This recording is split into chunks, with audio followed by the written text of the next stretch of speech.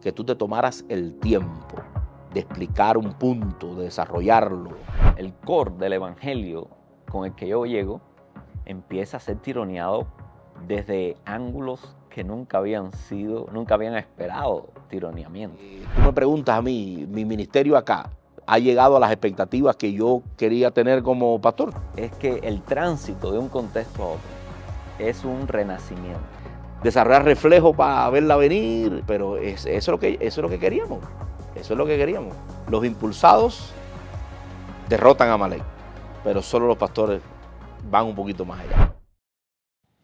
Bienvenidos a nuestro podcast. Mi nombre es Jorge y hoy tengo como invitado a un gran amigo, Reinier de la Torre. Hemos compartido mucho tiempo juntos, pero aparte nos unen otros lazos como la profesión. Reinier es médico, hizo su carrera en Holguín, de ahí en adelante siguió el llamado pastoral y empezamos a trabajar juntos como pastores, después superintendentes. Y bueno, Dios finalmente a ambos nos trajo aquí a Estados Unidos, también a pastorear. Así que este es un podcast entre pastores, porque obviamente tenemos muchos lugares donde acudir a buscar información, proyección, análisis de la realidad desde el punto de vista político, psicológico, pero ¿qué tal del pastoral? Esa es nuestra función, poder proveer una visión pastoral de la misma realidad que todos estamos viviendo y recibiendo cada día. Así que hoy específicamente vamos a estar hablando de cómo un llamado que uno recibe no tiene nada que ver con el elemento geográfico. 2 países, un solo llamado. Así que bueno, bienvenido, Reinier. Gracias, una bendición tenerte acá en la parte oeste de Texas.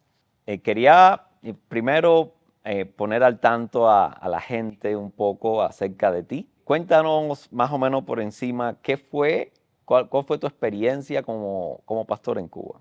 Bueno, como tú mencionabas, llevamos ahí casi vidas paralelas muy parecidas en varios aspectos, ¿no?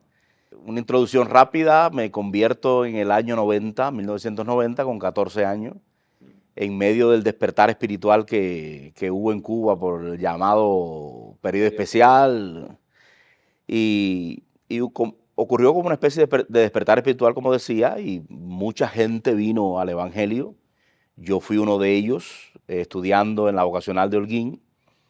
Y nada, como toda cosa genuina, como todo mover genuino, empezó enseguida a despertar inquietud, ¿no?, en todos aquellos que los experimentamos. Y yo recuerdo que de aquella camada de jóvenes que nos convertimos, más o menos para el mismo tiempo, yo creo que muchos de ellos hoy en día todavía están sirviendo en posiciones de liderazgo y muchos de ellos son pastores en diferentes lugares de Cuba y del mundo. Hubo un crecimiento espiritual en esos años y mi llamado no tiene mucho de extraordinario hablando en la experiencia en sí, ¿no? Sencillamente yo empecé a sentir una fuerte atracción por todo lo que tenía que ver con el ministerio. Tendría que decir que antes de convertirme yo experimenté lo que después aprendimos en el discipulado metodista, que se llamaba gracia previniente, ¿no? Era una especie de trato de Dios con uno previo a la conversión. Y yo creo que ese mismo trato lo experimenté después de la conversión, pero ya en relación con el ministerio. Es una especie de curiosidad, de inquietud, de sentido de atracción, ¿no?, a eso. Recuerdo que la primera vez que comenté ese asunto, lo hice junto con otros jóvenes que cada uno de ellos también decía sentir en aquel momento un llamado especial a ser pastores, a ser evangelistas. ¿Estudiando medicina todavía? Estudiando probablemente antes de estudiar medicina. Probablemente antes de estudiar medicina, porque como te dije, me convertí en el año 90, yo estaba en la vocacional todavía. Y la primera vez que comentamos eso, todavía me acuerdo la reacción de la persona a la que se lo comentamos, ¿no? Parece que nos vio a varios de nosotros y dijo, pero ¿qué película vieron ustedes? ¿A qué película acabaron de ver? Porque esto me parece a los niños, ¿no? Cuando ven una película de vaquero y todo el mundo quiere ser vaquero. Para afuera. Sí. Y aquello me llamó la atención, no, no era la respuesta que que esperaba recibir. Pero nada, no, definitivamente no era una película. Un montón de años después, pues todavía estamos involucrados en lo que en aquel momento era solo una expresión de interés, ¿no? Era solamente una expresión de algo que estaba sucediendo. Sí sucedió también que recuerdo aquellos cultos sin corriente muchas veces. Estamos hablando de año 91, 92, y ahí sí estudiando medicina. Como en la iglesia de la cual me hice miembro, nos arrodillábamos a orar en cultos de oración, por ejemplo. Y recuerdo perfectamente en aquellos cultos sin corriente como si, no puedo decir que una especie de visión, no fue una visión, pero sí venían a mi mente imágenes de alguna manera de yo enseñando o predicando a grupos de personas. ¿Te veías tú? Sí, sí, sí, sí. No, no puedo decir que haya sido una visión, pero venían a mi mente imágenes que no creo que hayan salido propiamente de mí, ¿no? Y enseguida yo empezaba a pensar, bueno, aquí hay algo que está ocurriendo que no es normal, que yo hasta ahora no lo había registrado nunca, que nunca había pensado en eso, pero que tiene que ver con algo que Dios definitivamente quiere hacer.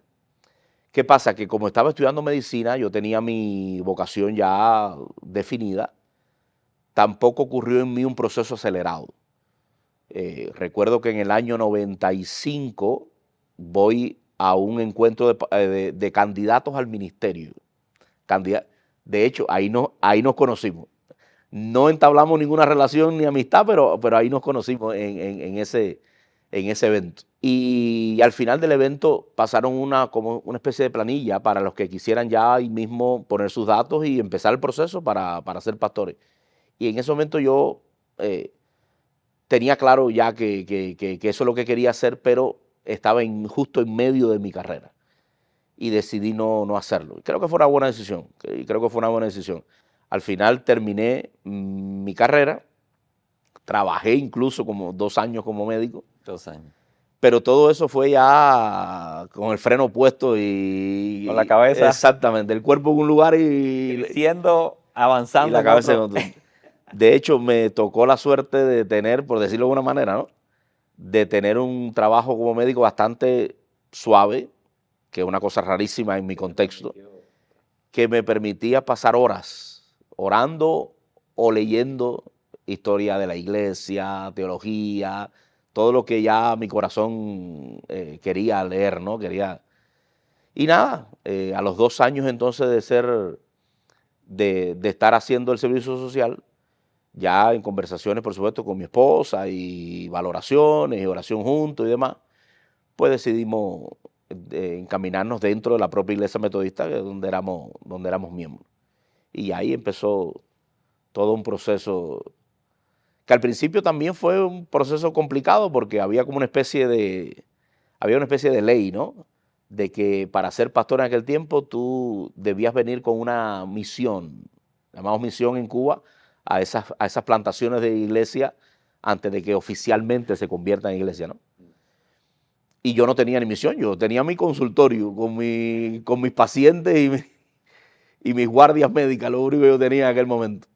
De tal manera que cuando lo hice por primera vez no me dieron nombramiento, no me nombraron como pastor, no me reconocieron.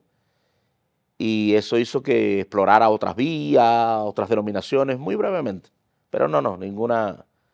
Al final, a través de la superintendente que teníamos en aquel tiempo, ella sí me llamó y entonces me propuso un caminito ahí, primero en el distrito, para después ya, exactamente. Y ahí pues comenzamos.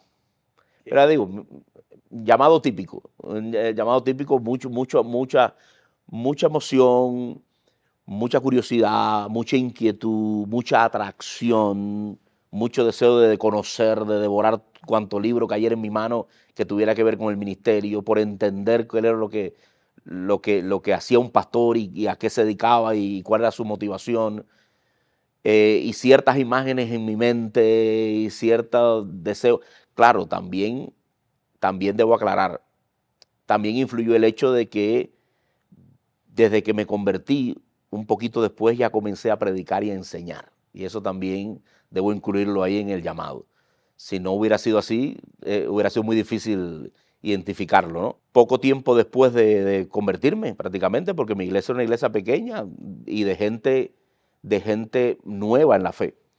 Y aunque yo era un niño prácticamente, recuerdo que a los pocos meses de convertirme, me invitan a dirigir el culto de los jóvenes, todo un honor en aquel tiempo, ¿no? Dirigir el culto de los jóvenes, la parte litúrgica, el devocional.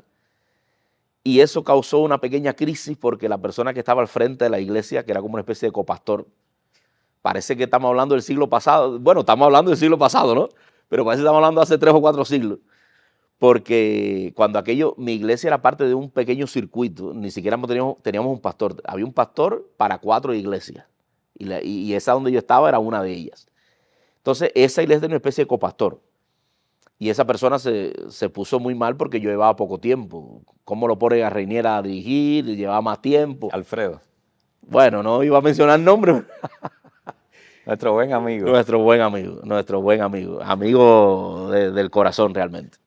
Pero bien cómico porque eso pasó una semana. A la próxima semana estamos en un culto de oración que siempre llevaba una meditación al final. Pero las meditaciones de Cuba son como los sermones de aquí.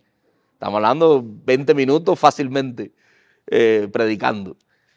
Y yo estaba detrás, en la parte de atrás de la iglesia, como siempre me sentaba, cantando la alabanza, todo, y veo que Alfredo, que la semana antes había hecho una especie de crisis porque me habían puesto a dirigir un culto, viene por todo el pasillo y se me acerca y me dice, mira, yo tengo que dar la reflexión ahora, pero tengo la garganta muy mal y ahora mismo no puedo ni hablar mucho.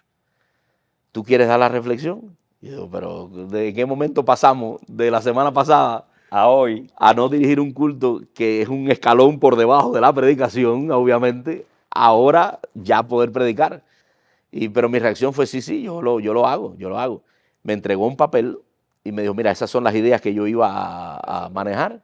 Léetela ahora un momento porque ya se está terminando la última canción. Léetela y párate ahí y hazlo. Y yo leí aquello, pero dije, no, esto no resuena conmigo, no veo. Y recordé un pequeño estudio bíblico que yo había hecho personalmente para mí hacía unos días atrás, del Padre Nuestro. Y dijo, no, por aquí mismo me voy. Me paré, terminó la canción, me paré, prediqué del Padre Nuestro. Para mi sorpresa fluyó, pero como si lo hubiera hecho toda la vida, porque yo soy normalmente bastante tímido. Cualquier cosa que tenga que ver con público, para mí era un desafío poderoso. Pero para mi sorpresa, yo me paré ahí como si aquello fuera el lugar donde yo debía estar. Wow. Y la reacción de la gente fue igual.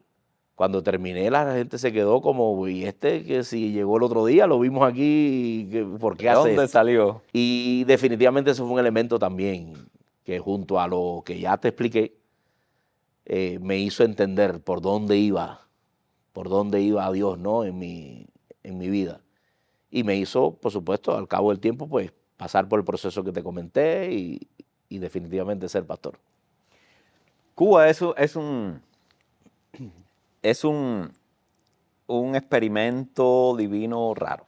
Sí. Porque cuando tú sacas de la vida natural, eso uno lo percibe cuando llega aquí a Estados Unidos, todo lo que tenga que ver con espiritualidad o religión, o desde por lo menos la perspectiva cristiana, uno va creciendo como niño y como joven y uno no se da cuenta de esos vacíos que se van creando. Cuando cuentas todo eso, pues uno puede percibir ahí una particularidad del cubano que cuando entra en contacto por primera vez con la fe, Sí.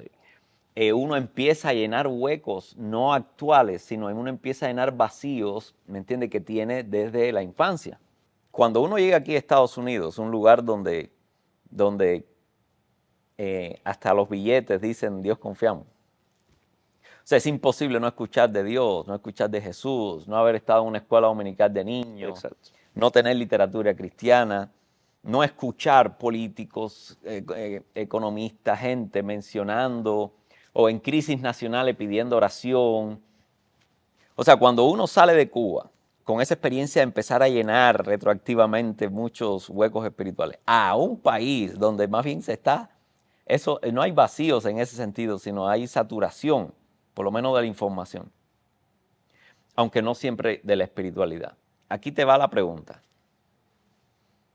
¿Qué de el ministerio que tuviste en Cuba consideras que fue clave y necesario o distintivo a la hora de afrontar ese ministerio aquí en Estados Unidos?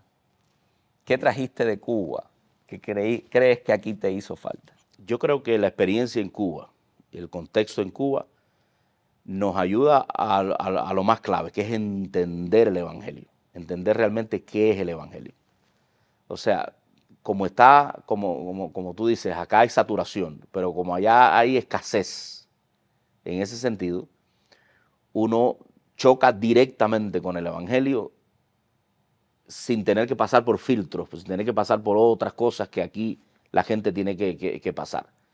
Y entonces ya eso da una ventaja tremenda. En cualquier contexto diferente al que uno se mueva, uno sabe que tiene que aprender algunas cosas del contexto, algunas cosas de secundarias, pero la esencia uno la domina, la tiene, uno la sabe identificar.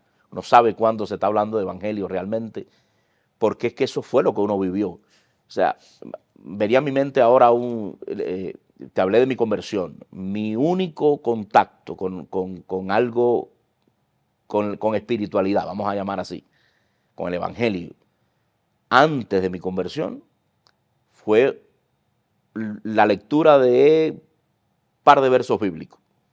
Yo no tenía idea, ya estando en la vocacional, eso fue quizás un año antes de mi conversión.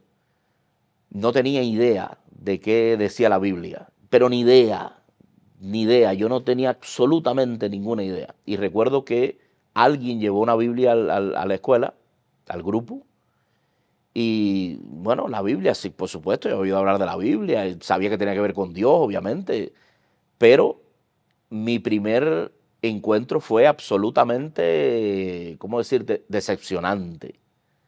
Porque yo pensé, yo quería creer, ya Dios estaba tratando conmigo, ya había gracia previniente y yo quería creer. Por tanto, yo estaba seguro y lo deseaba, que cuando abriera la Biblia había una explicación científica demoledora de la existencia de Dios, ¿no? En un país ateo, en un país comunista, en una educación ultramaterialista, el escollo principal es ese, ¿no? Desde el inicio, ¿existe Dios o no existe Dios? Pero yo quería que existiera Dios. Yo quería conocerlo, exacto, y quería conocerlo de tal manera que yo dije, aquí se acaba mi lucha. Cuando yo abra la Biblia, lo primero que voy a encontrar es la prueba, la evidencia de su existencia, ¿entiendes? Y por ahí me voy a ir. Y cuando yo abro la Biblia y veo, en el principio creó Dios los cielos y la tierra, dije, pues esto es decepcionante total, ¿qué es esto? Una historia de niño de cuento. Exacto, no me está explicando nada, no se está defendiendo, no, yo quiero que se defienda, pero él no se defiende. No me muestra nada, no hay ningún tipo de... Y la cerré y no seguí en ese sentido porque no le hallaba propósito, ¿no?, a continuar leyendo. Obviamente, después cuando uno avanza en la fe, se da cuenta que el inicio es ese. Aquí lo que tiene que defenderse no es él, somos nosotros los que tenemos que defendernos ante él. Pero te digo, cuando uno choca con eso así, y uno choca con el evangelio, porque si no, no hubiera razón para estar buscando a Dios y yendo a la iglesia. Por lo menos en el tiempo nuestro, en ese tiempo nuestro, razones para estar dentro de una iglesia, a menos que haya tenido una experiencia espiritual con el Señor, había muy pocas. Ventajas ninguna. Beneficios contados, muy escasos. Más bien. Desventajas bastante había todavía. O sea que uno choca con el evangelio. Y eso ya hace que tú lo identifiques, ya sabes identificar. Le pueden poner el disfraz que quieran después. Después puede tener cualquier forma, puede adoptar cualquier variante, pero uno sabe ya cómo luce el evangelio realmente. Y eso es definitivamente una ventaja impresionante para para poder ser pastor, ¿no?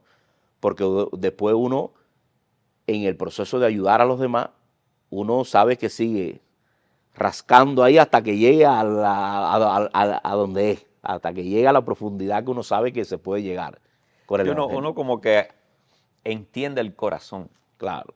Después puede lidiar fácilmente con los ropajes, pero necesita conocer el corazón, necesita saber que ese corazón es el que está ahí. Exacto, exacto. Ahora, ¿cómo eso te ayuda aquí, cuando llegas aquí? Me ayuda Como pastor. a orientarme, me ayuda a no perderme, me ayuda principalmente a eso, a saber el propósito, a saber la meta, a saber hasta dónde debo llegar, ¿no? Bueno, aquí me voy a complicar un poquito en una explicación, pero me parece bonita, me parece interesante y me parece bonita. Yo lo ilustro con un pasaje bíblico, ilustro el pastorado con un pasaje bíblico, me ayuda a ilustrarlo. Y lo resumo incluso en una frase. La frase dice así, bueno, déjame explicar primero. En el libro Pon orden en tu mundo interior, McDonald, que es el autor, hace una diferencia entre el pastor genuino y gente que no lo es. A uno le llama llamado, los llamados, y al otro le llama los impulsados. En inglés otra palabra, pero se puede traducir como los impulsados. El llamado es el que tiene motivación, la motivación genuina del evangelio en la vida de las personas. El impulsado es el que tiene, no necesariamente una mala persona, tiene otras motivaciones más humanas para desarrollar su función. La frase sería entonces, los impulsados pueden derrotar a Amalek, pero solo los llamados matarían a Agag. ¿Y por qué hago esa frase, no? Porque ya te digo, entiendo el pastorado en términos de ese pasaje, que no tiene nada que ver con pastorado, pero todo empieza con una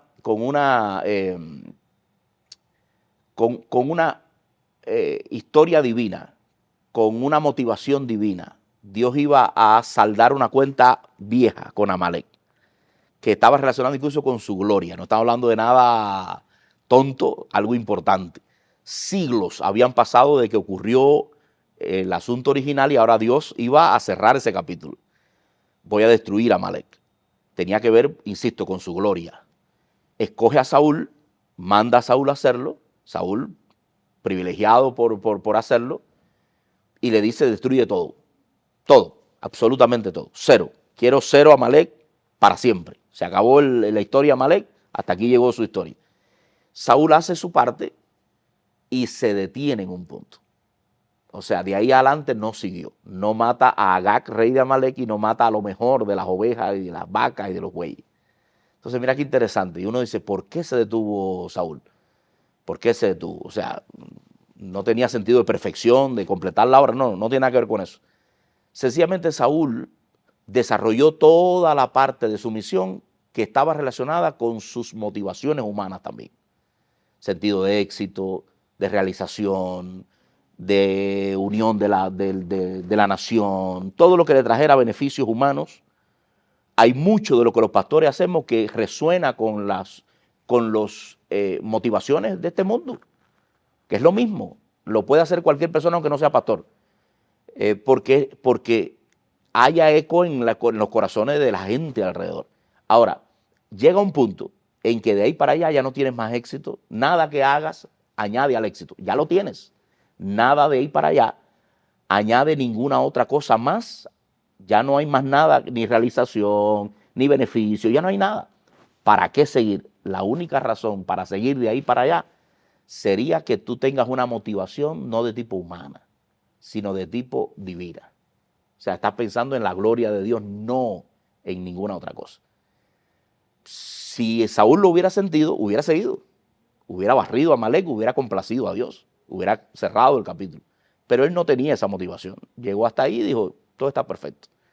Por eso fue que vino Samuel después y terminó la obra. O sea, señaló a Saúl y terminó la obra. Para mí, pastor es eso. Pastor es el que no se detiene cuando ya ha logrado todo lo que humanamente concuerda con el sentido de éxito, de realización, Dice, ¿y por qué sigo escarbando todavía en esa persona? ¿Y por qué sigo todavía diciendo a esa persona un pasito más? ¿Por qué? ¿Por qué un pasito más al matrimonio si el matrimonio está tranquilo? Ya está, ya se reconciliaron, ya están en su casa, ya están juntos. Pero uno dice, pero puede estar mejor, puede ser un matrimonio que llegue un paso más. ¿Paso más para qué? Para la gloria de Dios, no añade más. Ya esa persona la tengo en la iglesia, ya esa persona ofrenda, diezma, ya viene todos los domingos. ¿Yo tengo algún otro tipo de motivación en esa persona? Algunos no, yo sí. Yo quiero que esa persona conozca a Dios, yo quiero que esa persona crezca espiritualmente, yo quiero que esa persona no me añade beneficio humano ninguno, pero no es el beneficio mío el que cuenta, es el propósito de Dios con esa persona, ¿entiendes? Entonces los pastores somos raros, somos gente rara. Los que conocimos el evangelio en su momento, llevamos esa rareza entonces donde quiera que nos manden, donde quiera que caigamos, llevamos esa rareza, la rareza de cuando ya no hay más nada que hacer, decir un paso más porque Dios es el que quiere que yo dé ese paso más. Hay que matar a Agag, hay que matar a todo lo que aparezca. No sé si logré hacer el símil y la comparación, ¿no? Pero lo Ahora, entiendo ¿cómo así. eso resuena cuando llegues aquí?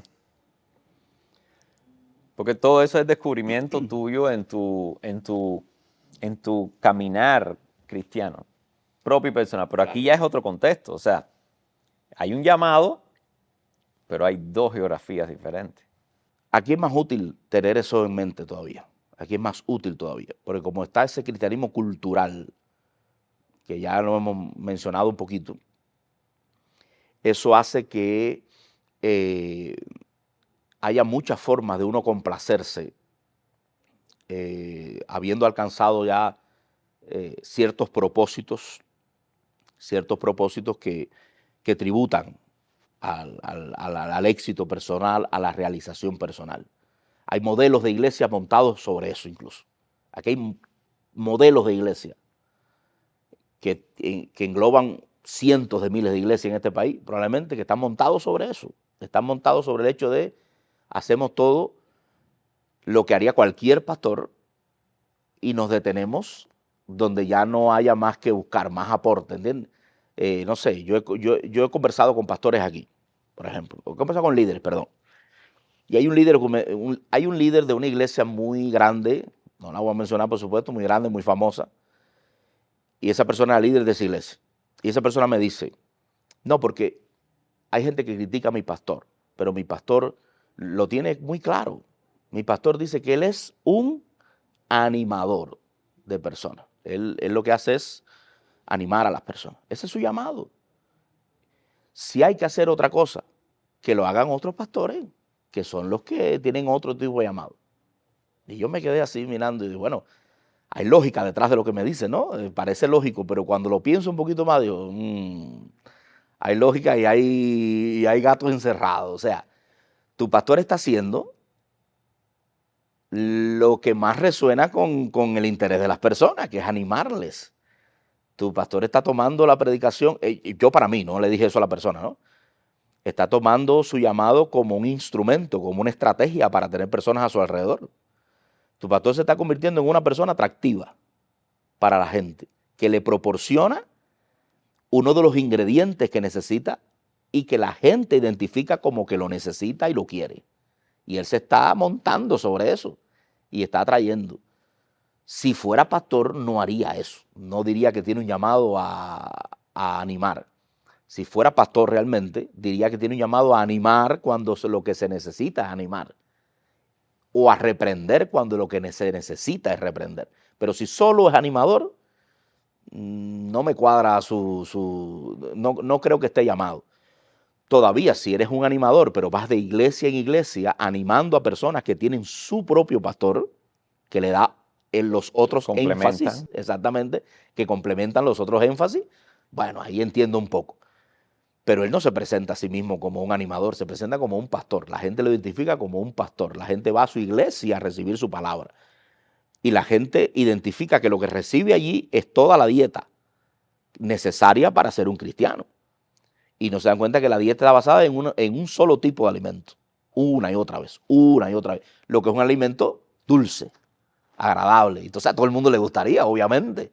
Postre en todos los restaurantes. Exacto, un buen nutricionista te diría, te están dando lo que quieres, te están complaciendo, pero te están matando un poco desde el punto de vista físico, entonces te están matando. No solo porque la dieta te puede causar excesos de muchas cosas, sino porque también te va a causar defectos de otras cosas que Va necesitas, a ¿no? terminar anémico de otra Claro, cosa. claro. Entonces, alguien que conozca el Evangelio, alguien que haya tenido esa experiencia y alguien que entonces tenga esa mentalidad, no se pierde, creo yo, es más difícil perderse, ¿no? Con esos modelos de iglesia, con esos planteamientos que hay aquí. Puedes perderte porque son muy atractivos también. El éxito te lo garantizan. Llegas hasta destruir a Malek, ¿no? El éxito está garantizado, ¿no? La gente acude, la gente viene a ser animada. Pero que haya éxito no quiere decir que haya fidelidad al llamado como tal, y eso uno lo identifica cuando ha podido pasar por esas etapas. ¿Hay alguna historia en tu tiempo acá que evidencie esta contradicción de lo que viniste a hacer aquí como llamado de Dios y el enfrentamiento a esta otra expectativa que me estás hablando, que la gente tiene de la iglesia acá? O sea, ¿hay alguna historia que revele esa contradicción entre... Puede que sí, puede que sí, puede que sí. Esto lo estamos haciendo, aquí no hay nada preparado con guión anterior, esto estamos pensando y usando la memoria para... Pero ahora que me preguntas eso, yo creo que hay algo que tiene que ver mucho con eso. En algún momento yo me senté con un pastor, esta vez sí fue un pastor, de una iglesia con un éxito mediano para los cánones de aquí, pero muy buenos para nosotros que llegábamos, ¿no? Nuevos al país y demás. Y él me enseñó cómo trabajaban, muy, sabe, amable en ese sentido, accedió a abrirme ahí su iglesia, la estructura, lo que ellos... Y algunas cosas que me dijo me empezaron a aparecer por esta línea, ¿no? Que me estaba diciendo.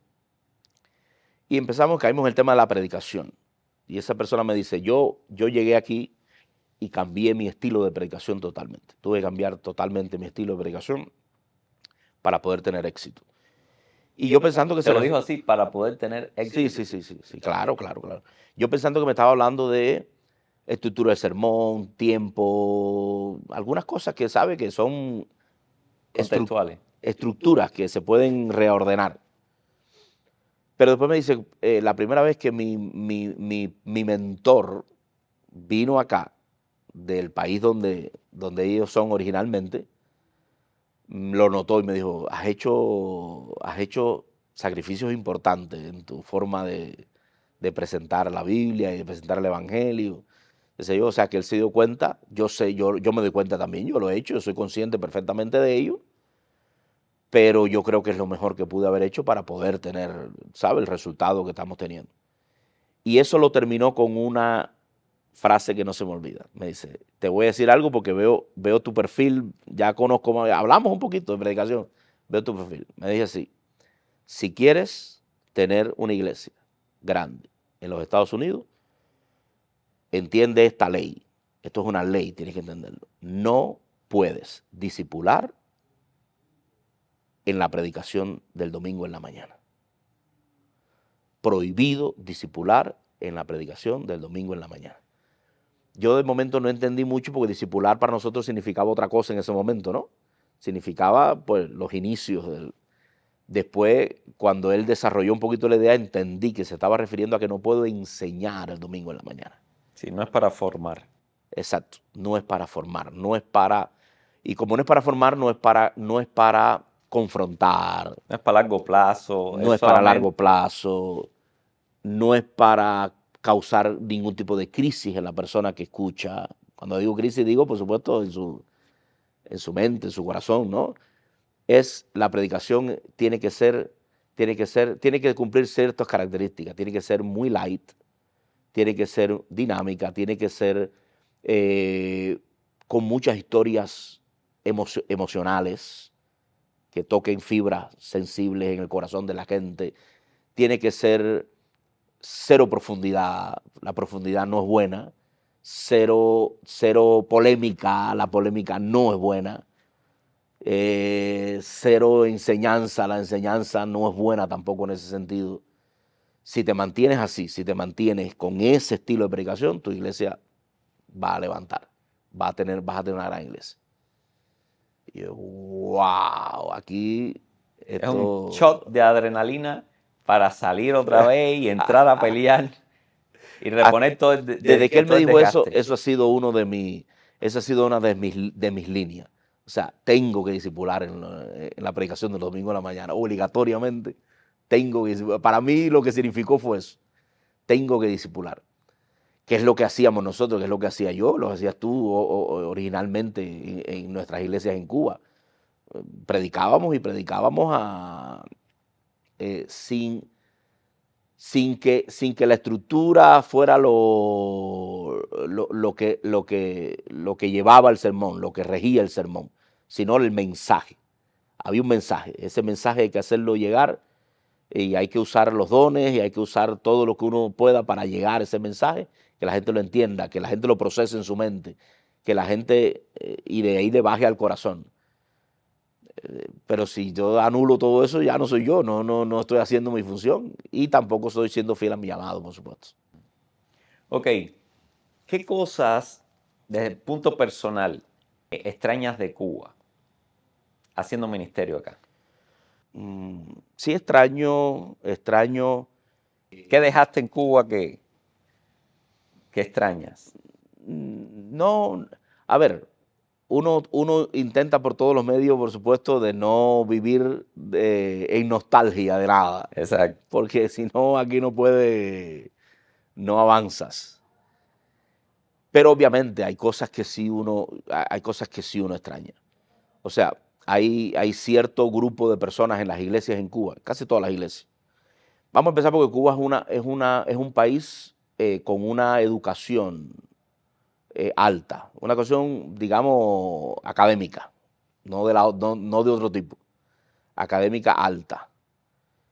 Cuando tú unes eso, personas así, con personas genuinas, queriendo entender el evangelio, eso te da un oyente, wow, que uno puede, ¿sabe? Que espera que lo lleves a la raíz de las cosas. Exacto. Quiere que lo ayudes a entender el meollo. Exacto. Que agradece que alguien lo haga, que agradece también que alguien lo haga, que lo aprovecha, que lo disfruta, que no todo el mundo estoy hablando, por supuesto, no, pero ocurre, ese fenómeno ocurre, definitivamente ocurre y nosotros fuimos testigos de ello. Gente sedienta, gente que agradecía que tú te tomaras el tiempo de explicar un punto, de desarrollarlo, te esforzaras por ilustrarlo, por hacerlo, por comunicarlo de manera efectiva.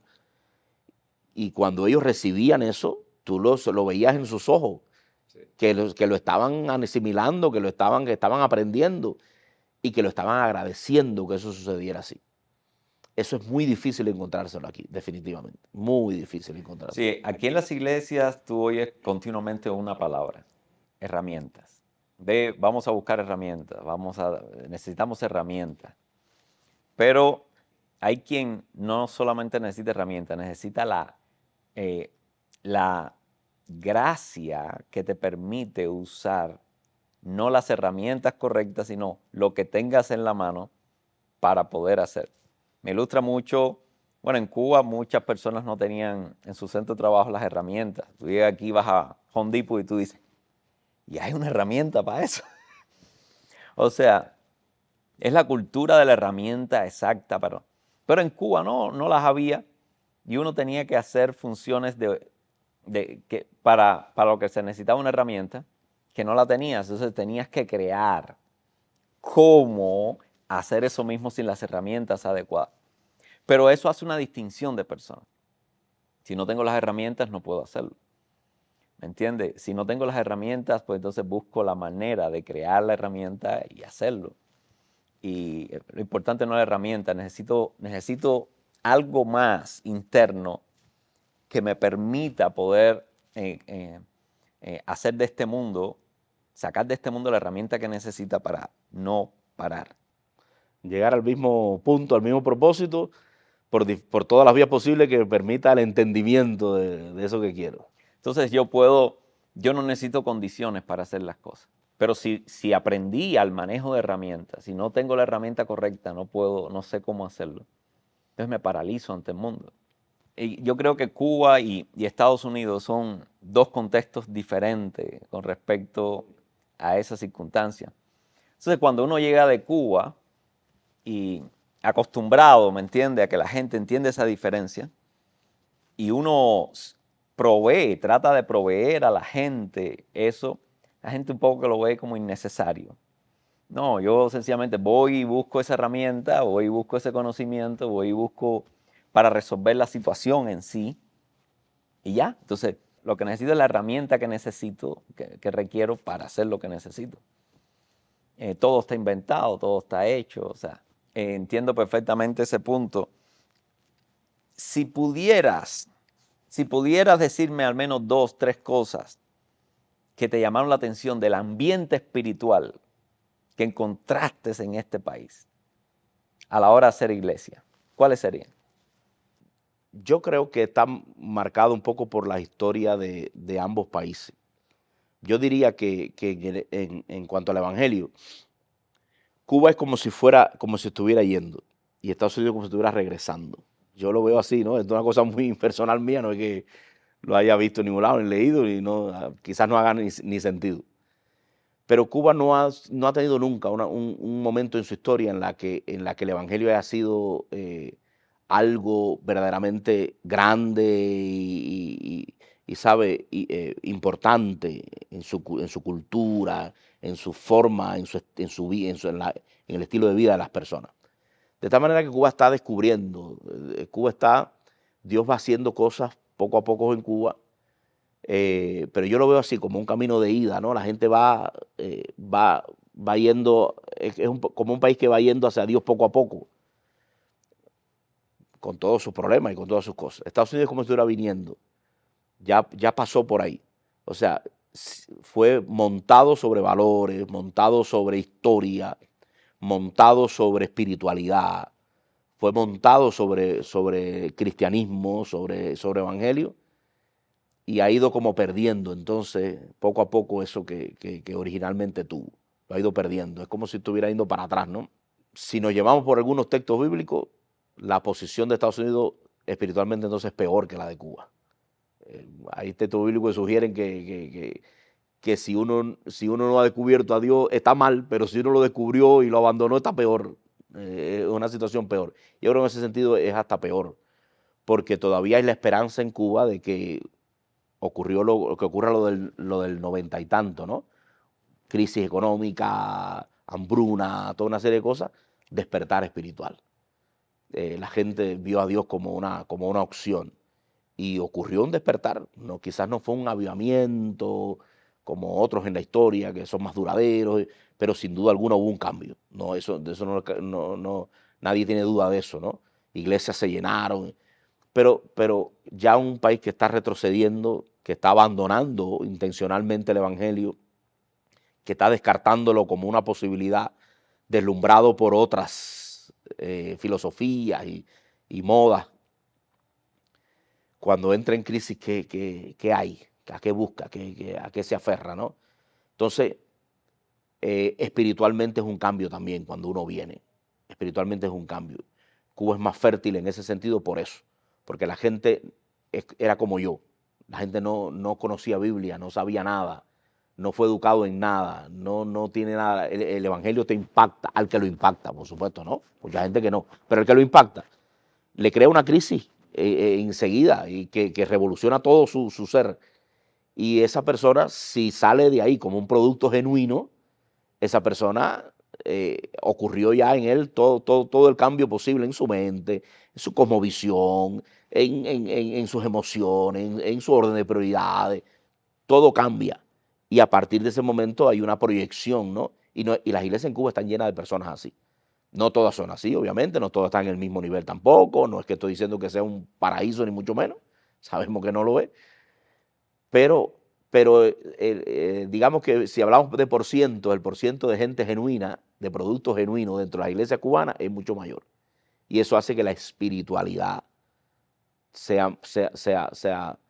tenga un nivel mayor. Aquí es una cuestión cultural, es una cuestión cultural. ¿Qué por ciento de productos genuinos puedan haber dentro de las iglesias? Pues, no sé, pero probablemente sea, en algunos casos sea muy poco. Y el resto son gente que lo hereda por cuestión familiares, culturales, toda una serie de cosas, visitan las iglesias, pero que el evangelio no ha producido esa crisis en ellos. O sea, el evangelio son sencillamente cosas heredadas, valores heredados, ciertas cosas heredadas que no producen ese cambio de mente, ¿no? Probablemente, si uno habla de cambio, sea más fácil verlo del cambio de la mente que del corazón, porque el corazón uno no lo puede revisar bien, ¿no? Pero la mente sí, la mente se puede revisar por lo que una persona habla, ¿no? Eh, y por eso es que hay mucha gente en Cuba con una cosmovisión cristiana. Y hay mucha gente aquí, cristianos, sin cosmovisión cristiana. O sea, interpretan el mundo desde otras perspectivas absolutamente diferentes. ¿Entiendes? No ven el mundo como lo ve la Biblia. No interpretan al mundo como lo interpreta la Biblia. Y eso hace que la espiritualidad sea muy árida, muy seca, muy desértica. Es mi impresión. Puede que a lo mejor soy un poco pesimista, ¿no? Fíjate, una de las cosas que yo he aprendido aquí, nunca salí de Cuba. Bueno, nos pasó eso. Cuando uno sale de Cuba y llega a Estados Unidos, o sea, uno no puede ignorar que está hablando de el río y el mar. Entonces, he aprendido, he tratado de releer la historia de la iglesia, la historia del pensamiento cristiano. Y con eso tratar de revisar nuevamente pasajes que los aprendí en el contexto de Cuba. Pero una de las cosas que he visto es que los contextos tironean mucho, ¿me entiendes?, del Evangelio. Y cuando yo salí de Cuba, recuerdo un pastor amigo nuestro, Ricardo, me dijo, ¿qué vas a hacer tú en Estados Unidos?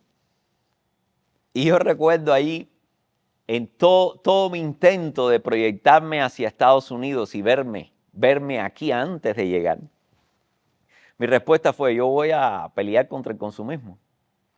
En ese momento ya yo había reconocido una diferencia. Son contextos.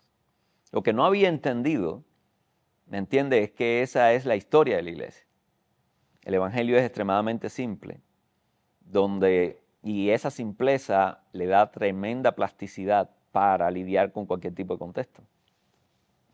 Entonces, yo me formé, recibí el llamado, ambos lo hicimos en un contexto de escasez, de supervivencia constante. Entonces ahí constantemente estás ante la situación de que esto o mueres, esto o mueres, esto o mueres. Uno cuando conoce el evangelio dice, no, las opciones que tenía el esto no era diferente a mueres. Estaba entre muero rápido, muero completo, muero profundo, muero por arriba. Pero cuando uno llega al evangelio uno dice, wow, esto sí es vida. Y uno empieza a desarrollar y no lo puede obviar porque todo el contexto te está amenazando, te está diciendo no se puede más, no se puede más. O sea, te está cortando los accesos a la vida. Pero cuando yo llegué aquí a Estados Unidos, y lo primero que vi fue que a nadie está pendiente de ti. O sea que eso era el extremo. ¿Me entiendes? No es que, ¿qué estás haciendo? ¿Qué estás haciendo? No. Es que si te dejo de ver está bien, no existe. O sea, yo dije, ¿qué contexto es este? Esto no es un contexto de supervivencia. Y pude entender que pude darle forma a esa idea de consumismo, que era solamente un pensamiento exportado de lo que uno escuchaba, pero cuando llego aquí digo, bueno, que ese consumismo, ¿qué alma es esa? O sea, ¿qué contexto forma un alma consumista? Y entonces empiezo a observar el contexto y veo que es un contexto de abundancia. Es un contexto de producción de abundancia. yo diría que de idolatría de la abundancia. O sea, nadie va a cuestionar la abundancia en ninguno de sus facetas. ¿Me entiende? Ni en su perspectiva positiva, ni en su perspectiva negativa. Es el paquete completo bueno. Entonces, el evangelio, el core del evangelio con el que yo llego, empieza a ser tironeado desde ángulos que nunca habían esperado tironeamiento, ni presión. Y eso empieza a posicionarme. Mi posición del evangelio en mi contexto no me estaba ayudando aquí. Ni siquiera me daba una clave, ¿entiendes? De cómo empezar a lidiar. Entonces empiezo a estudiar la historia de las iglesias acá. Empiezo a escuchar la evolución en las últimas décadas de los pastores con los que me muevo. En algunos le hago preguntas, pero preguntas para satisfacer mi curiosidad, no para producir ni para hacerle ver nada. Y entonces me empiezo a educar en cuanto al contexto. Y entonces empiezo a entender desde dónde el contexto me está tironeando. Y ahí es donde la cuestión, ahí es donde, vamos a decir así, me siento seguro de abandonar el evangelio bajo el contexto de supervivencia en el que vivía. Porque lo tenías que hacer sí o sí. Ahora no tienes que hacerlo. Sí o no, o lo que sea, da lo mismo. Entonces empiezo a examinar mi experiencia, todas mis experiencias las empiezo a examinar a partir de esta nueva realidad. Y empiezo a darme cuenta cómo la iglesia ha acompañado la historia y cómo ha tenido que ir creando teologías. Una teología trinitaria, una teología de descartar quién era Jesús y quién no, a través de toda la historia, cómo ha tenido que redefinir eso por los contextos, por lo que le exige el contexto. Entonces me di cuenta, yo no puedo tomar la teología de aquí. Yo tengo que hacer mi propio peregrinaje teológico y hacer este descubrimiento personal, no por la vía que lo han hecho ellos. Yo tengo que hacerlo desde donde yo vengo y lo tengo que hacer de la mano de Dios. Interesantemente, mi ayuda no fue la gente que tenía alrededor. No fue ni siquiera la iglesia que me rodeaba. Tuve que hacer mi propio discernimiento con Dios. Y ha sido interesante. Solo así he podido abandonar felizmente mi experiencia inicial, que fue en otro contexto, y empezar entonces a ser feliz y a realizarme en el llamado de Dios en un nuevo contexto. Y no estar peleándome, ¿me entiendes? Y no estar capturado en esas dos situaciones. Y me ha ayudado mucho. Si en algún momento tengo que enfrentar nuevos contextos, que en este país, te digo, cada generación es un contexto diferente. Sí. Ahora viene la inteligencia artificial. La inteligencia artificial viene a hacer lo mismo que hizo la ingeniería con el hombre. Que el hombre pudo dejar de funcionar físicamente porque tuvo brazos más poderosos y cosas más. Pero ahora ya no es con la cuestión física. Ahora es con la cuestión intelectual. Entonces, ¿qué nuevo contexto nos va a propiciar? ¿Con qué nuevo contexto el evangelio va a ser desafiado? Con la inteligencia artificial.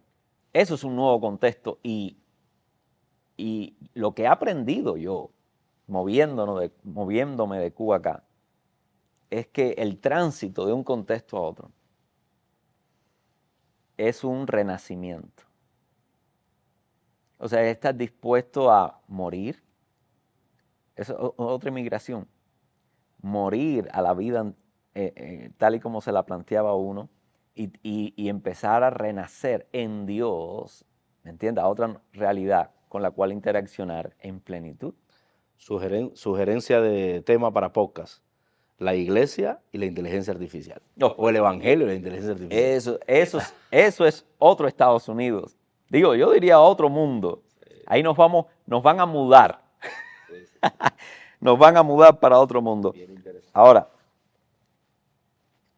¿en qué momento sentiste que Dios te llamaba a hacer una iglesia nueva aquí? No, ahí sí no podría decirte que fue un sentir o un punto tampoco. Eso ocurrió de manera natural. El proceso de nosotros para llegar acá, a Estados Unidos, fue un proceso, ¿cómo decir? Tampoco usual también.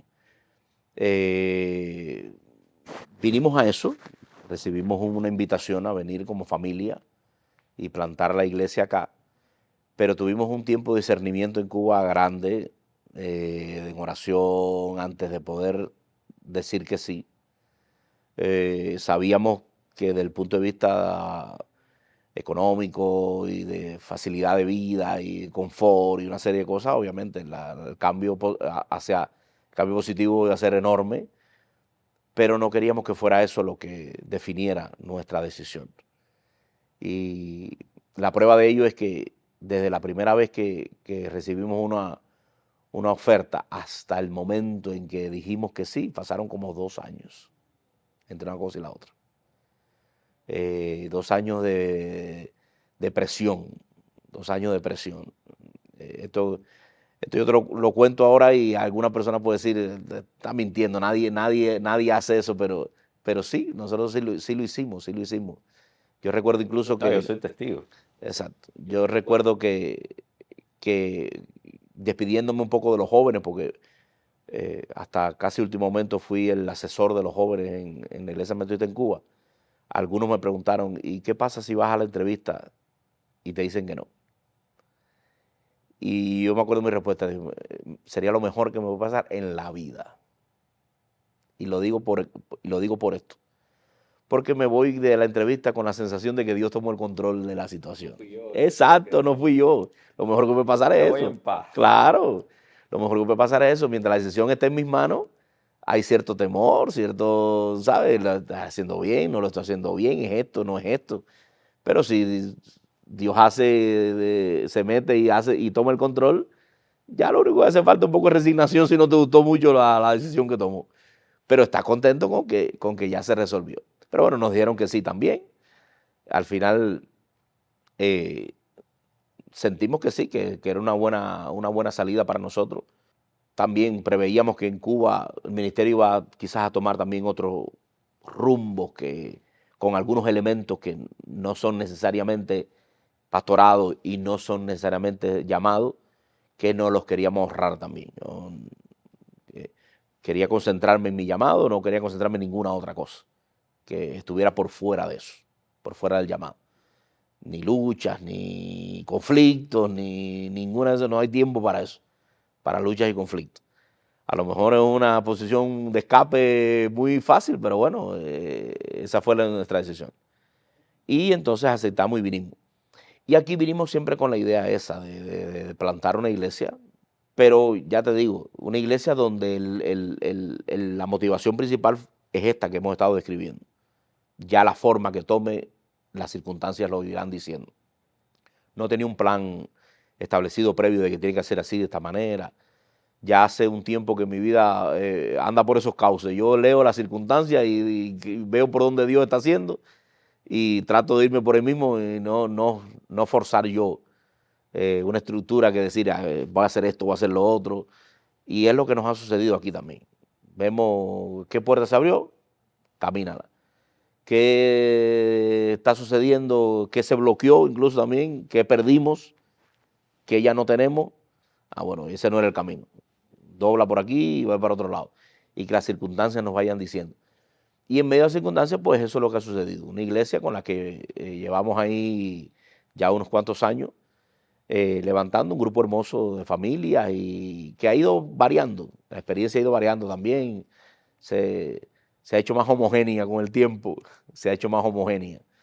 Han venido más cubanos, se han ido otras nacionalidades, sabemos que el choque cultural, eso quizás en algún momento lo hablemos también, cumple su propósito también y entonces no todo el mundo se adapta a una mayoría de otra cultura, ¿no? Entonces cuando una cultura toma el mando y se levanta, algunos se mantienen, sobre todo los que hicieron, ¿sabe? Una relación, pero otros no lo ven como algo positivo y se hacen a un lado entonces buscando su propia cultura, cosa que también es entendible y perfecto, no pasa nada, eso es una realidad, nos sentimos cómodos en ciertos ambientes, en otros no. Pero ahí estamos, o sea, ese ha sido no ha sido un plan trazado, no ha sido tampoco un momento, un evento, ha sido la circunstancia que nos ha ido llevando hasta este punto donde estamos ahora y nos seguirá llevando Dios mediante. Conocimos muchos amigos pastores en Cuba que están aquí. Tristemente muchos de ellos ya no son pastores. La mayoría de ellos vinieron con altísimas expectativas de que con su trabajo, su ministerio, su llamado, pudieran hacer poderosos aportes, tanto a sus vidas personales y familiares, como tal vez a comunidades hispanas.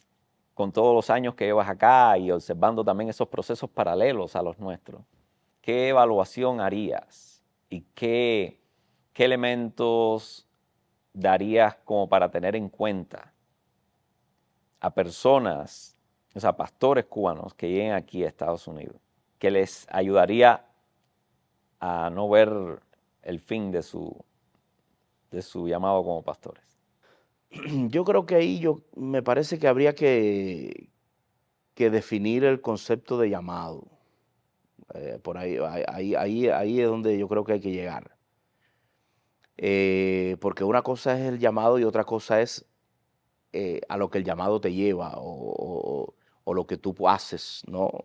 Los resultados que tú obtienes, las cosas que tú haces con tu llamado.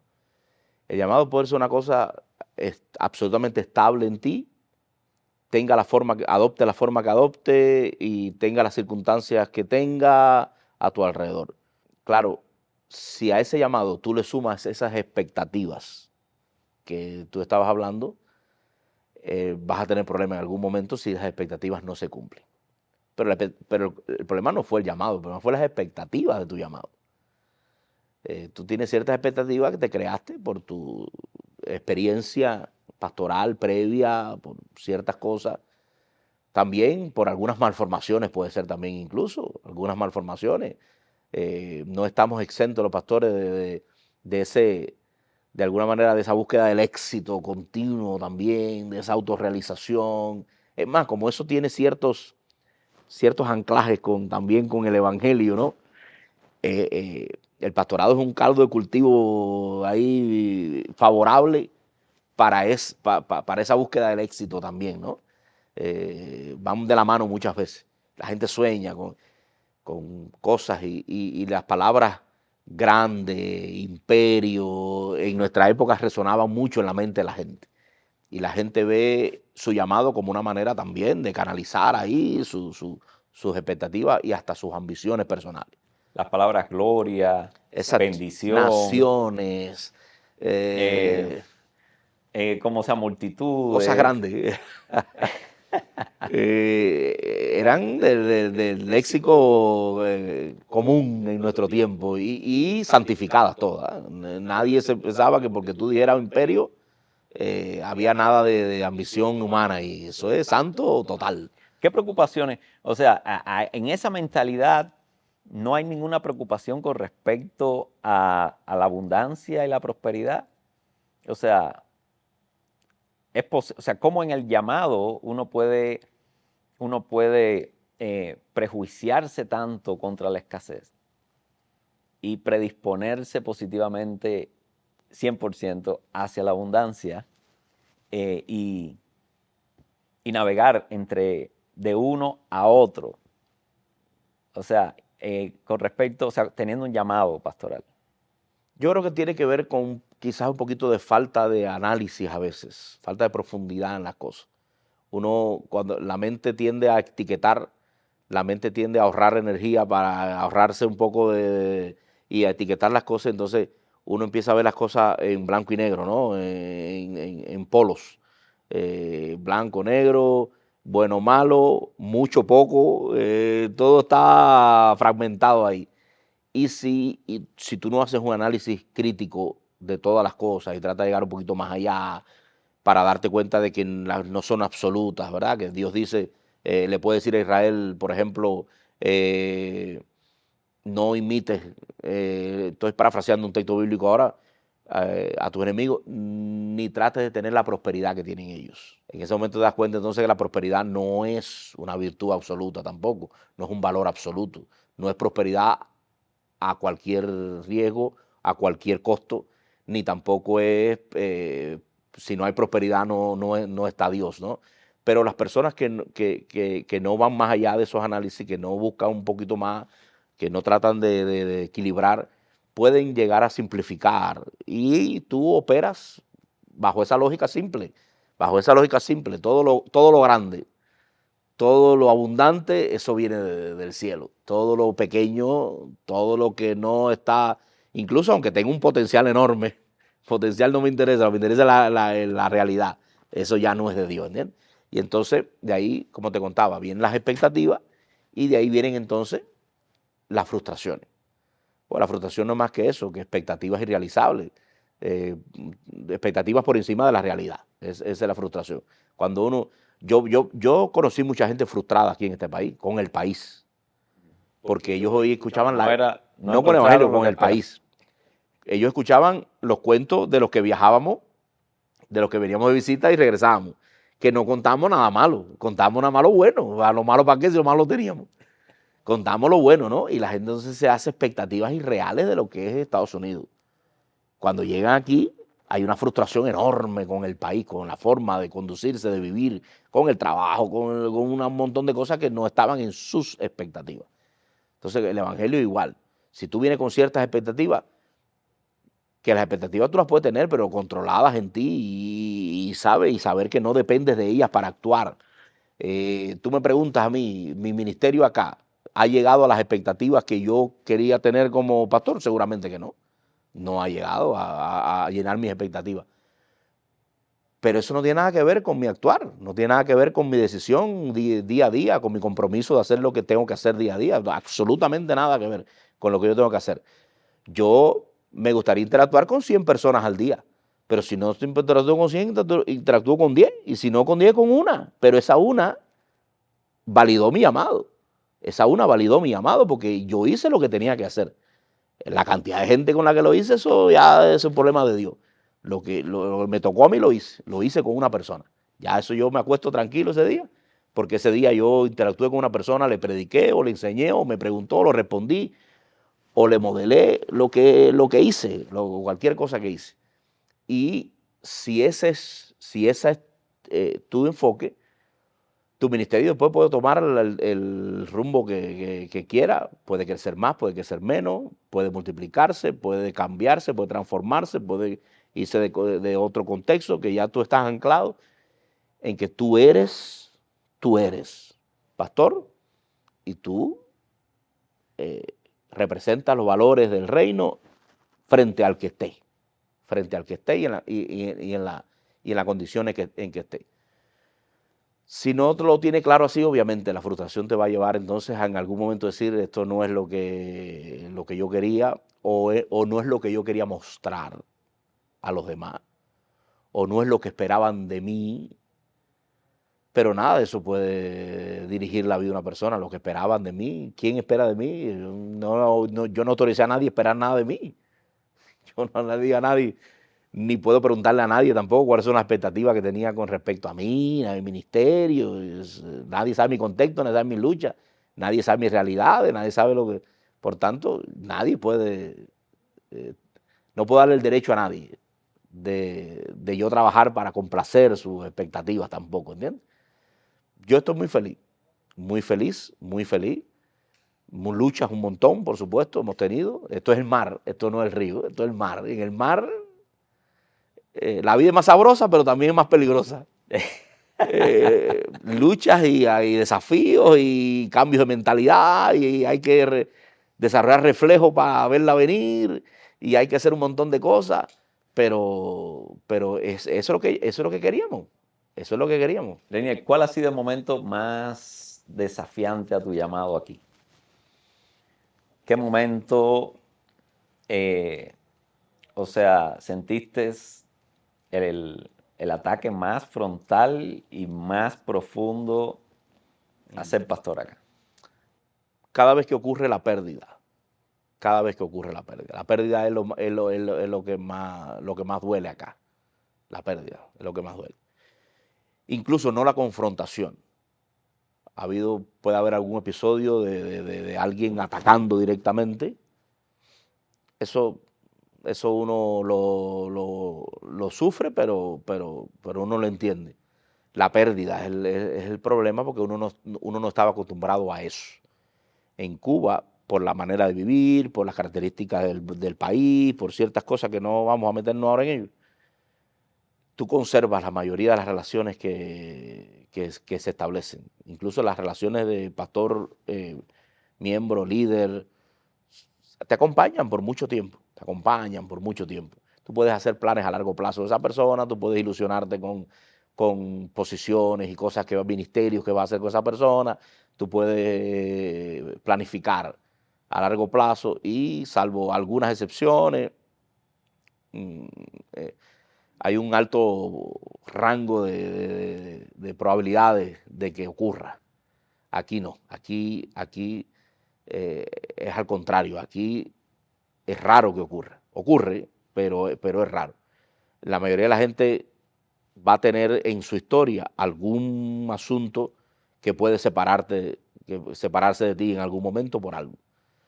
Porque son muchas cosas, ¿entiendes? Desde la economía, el trabajo, la familia que está en otro lugar, el ciclón que se llevó la casa, sin contar, no sé, las competencias que tiene también la iglesia acá en cuanto a hobbies, en cuanto a proyectos personales, muchas cosas que hace que alguien pueda separarse y tú perder una relación en la que tú habías invertido emocionalmente, más que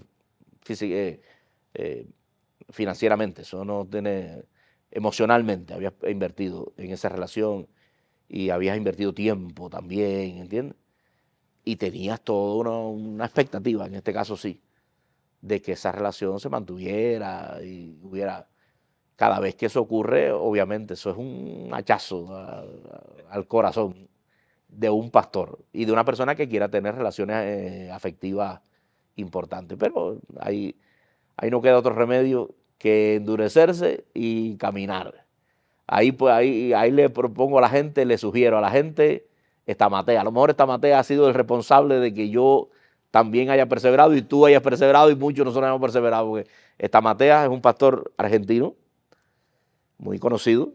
Yo no estoy recomendando toda su predicación, ni conozco sus énfasis, pero para mí tiene dos enseñanzas que eso es Salón de la Fama de las enseñanzas.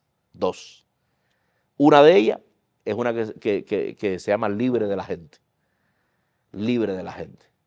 Eso hay que oírselo como él mismo lo sugiere, 10 o 20 veces, hasta que se haga carne en ti y tú puedas vivir libre de la gente. Libre de la gente. Disfrutando a la gente, pero sin estar atado emocionalmente a ella. ¿Entiendes? Nada, ahí yo creo que no sé si has encontrado otra fórmula, me la pasa después porque hay. Fíjate, yo creo también que la pérdida es que hay una expectativa en un contexto de abundancia y de enfoque a multiplicar esa abundancia. Una pérdida es el elemento más claro de fallo. Si a eso le sumas que los procesos de ruptura en nuestro contexto de supervivencia, o sea, cuando tú llegas aquí ves que esa herramienta que para nosotros fue vital para sobreponernos comunitariamente a lo que sea y de acompañarnos donde el contexto pastoral es justamente la clave. Aquí, o sea, los procesos de pérdida se manejan muy ligeramente, porque la forma es salir a buscar rápidamente una sustitución a esa pérdida, porque hay. Pero a lo largo de la expectativa, o sea, la pérdida deja de ser un elemento importante y se convierte, en un contexto de abundancia, se convierte en un instrumento. Yo necesito deshacerme rápidamente de quien no me conviene. Entonces, imagínate, venir de un contexto donde la pérdida es algo y tiene todo un proceso importantísimo de duelo y de no sé cuánto, y llegar a un contexto donde la pérdida es una herramienta de estrategia. O sea, eso lo destroza a uno. Y yo también, en mi familia también tuvimos que enfrentar ese asunto. Pero tú me dices, ¿cómo? Igual amenacé mi evangelio con esta nueva realidad.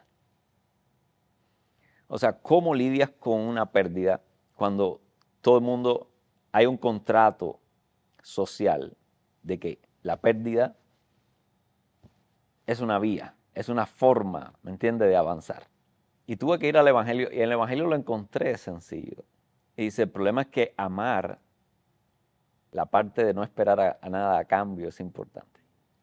Servir, ¿me entiendes? Y ser servido tiene otra connotación. Esas dos cosas tienen otra connotación cuando en un contexto donde la pérdida es algo, o sea, ellos lo hacen como instrumento y herramienta para aligerarse y seguir adelante. Si la persona se quiere ir, bueno, en esa libertad, como yo honro esa libertad y la pongo por encima, ¿entiendes?, de mi necesidad y mi expectativa. Y ahí tuve que corregir mi idea de amor en un contexto de mucha más libertad. Y tratar de meterme en el asunto de entender la libertad, pues me hizo retroceder mucho, ¿me entiendes?, la expectativa sobre las personas y las relaciones. Y cuando eso lo concentré en mi corazón, bueno, eso cómo se concentra en forma de proyección, encontré la cuestión de amar en liberalidad, o sea, una liberalidad mucho más profunda, ¿me entienden?, en el amor, en el servicio. Y fue importante porque o me quedaba herido o le hacía saber al que se iba, ¿me entiende?, que era un traidor. Y esas cosas me cuestionaron, o sea, uno niega el evangelio, yo no puedo hacerle daño al otro. Otro, ¿me entiende?, no me trae vida. O sea, este nuevo contexto me está desafiando a entender entonces la liberalidad en el despedir. Y eso me llevó, y si se muere, y si no sé cuánto, me llevó por una serie de procesos donde cómo tú manejas la pérdida, donde la otra persona no es la culpable, donde esto, donde lo otro. Igual, más desafío para el evangelio traído desde el contexto. Pero bueno, ¿y qué cosas positivas, hermosas? ¿Qué elemento? Lo opuesto. Ok, ya, en el eje, ese es el eje. Lo opuesto, lo opuesto. Lo más reconfortante, lo más positivo es encontrar personas que a pesar de todo lo que este contexto ofrece y esa multiplicidad, esa variedad de cosas y esa cantidad abrumadora de cosas que claman por tu atención, esas personas se incorporen a tus relaciones, a tu círculo de relaciones, pasen tiempo contigo, compartan parte de su historia, de su vida, de sus aspiraciones, incluso lo vean como acompañamiento, ¿no?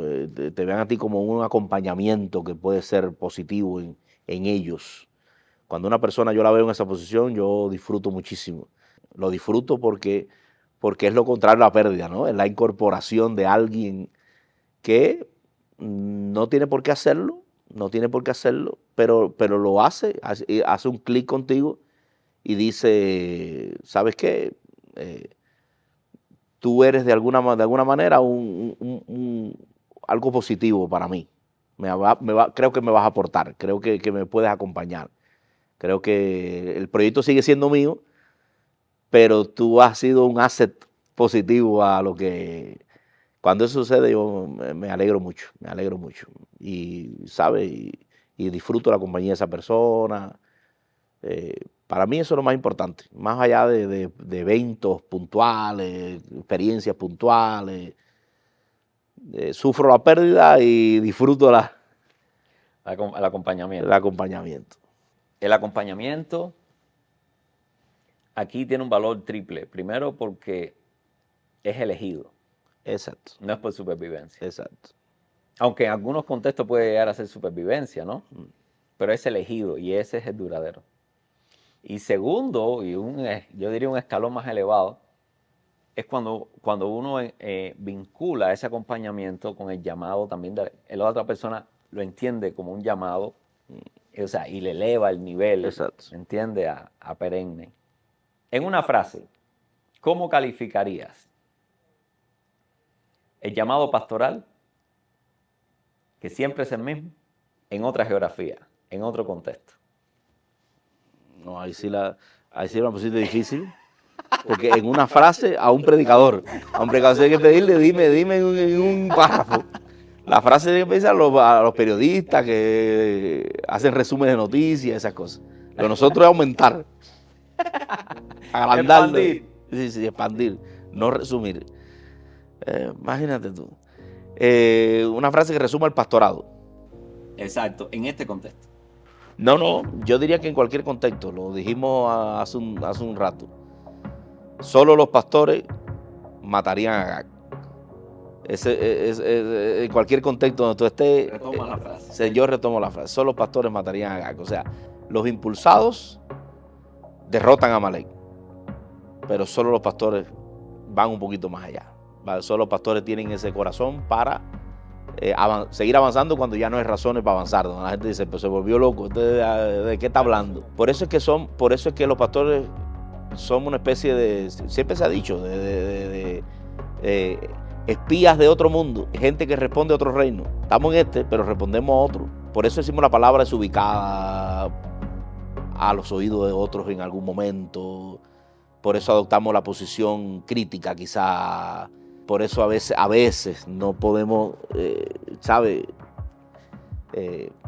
imbricarnos totalmente, porque hay muchas cosas que nos unen, pero hay un momento en que nos detenemos y decimos, espérate, de ahí para allá, déjame representar a mi rey y a mi reino, porque ya entré en conflicto aquí con lo que... Pues ese sería el resumen, Bueno, muchas gracias, mi hermano. Nada, una bendición, un placer, y cada vez que se repite esta experiencia, pues aquí estaré. Ya sabe, siga la frase, no sea un impulsado, sea alguien que va mucho más allá, hasta donde Dios quiera que vaya. Y recordemos, Dios no cambia los planes contigo, cambia los lugares. Los planes son siempre los mismos. Así que este ha sido el podcast con nuestro hermano Reinier de la Torre. No va a ser el único, vamos a tener otros, así que siga en contacto, suscríbase al canal, déle a la campanita para que esté al tanto de cuándo hacemos el próximo. Y nos vemos en el camino.